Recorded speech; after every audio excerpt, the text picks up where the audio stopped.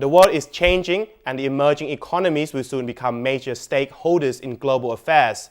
The daunting task for governments of ASEAN and elsewhere is to cope with this transition in a way that benefits their own people. Follow this report on the example of Britain. It was only a century ago that Britain controls a global empire on which the sun never sets, where London commands and influences political, economic and cultural affairs in far-flung countries throughout the world. It was the same era where Europe was the center of the world, a place where global order was brokered, shared and contested, and Britain had a very pivotal role in such process.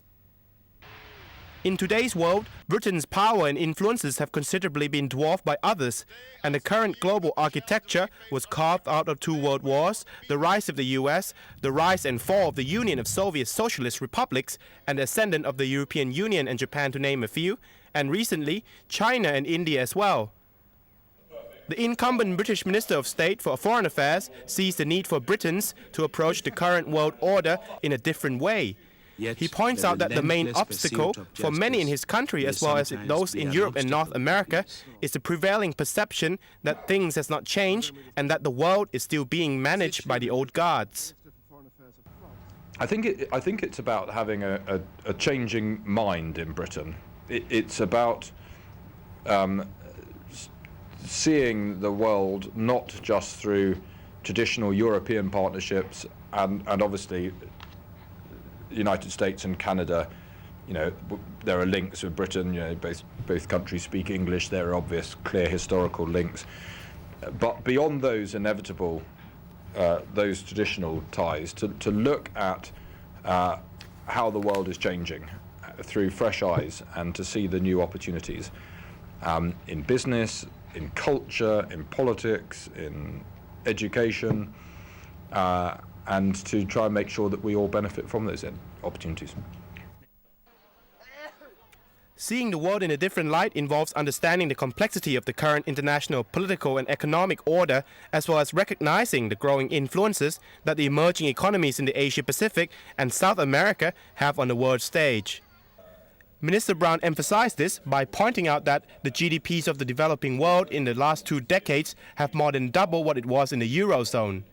He also said the reason he made Bangkok, Hong Kong, Manila and Jakarta as his first official ports of call outside of Europe is because he wanted to demonstrate how Britain recognized the potential of emerging economies other than China and India as important to cooperate and trade with. The Foreign Office Minister also stresses that his coalition government sees the inevitable transformation of global politics, and Britain will be working to incorporate new powers into the existing architecture of global governance. Well, that represents the world order as it has been for 20, 30, 40, 50 years. It's not what the world order will be in 20, 30, 40, 50 years' time. And, for example, Britain's view is that there are other countries that should be made permanent members of the United Nations Security Council. I think the case for having Germany, Japan, who after all aren't on it because they were on the losing side in the Second World War. They're not on it for historical reasons, but I think in economic terms, the case for having India and Brazil is very strong as well. Now and potentially representation from Africa, but that means that the Britain's share in that is smaller. So that is the changing world that we live in, and we have to see how we can succeed and be in that world order.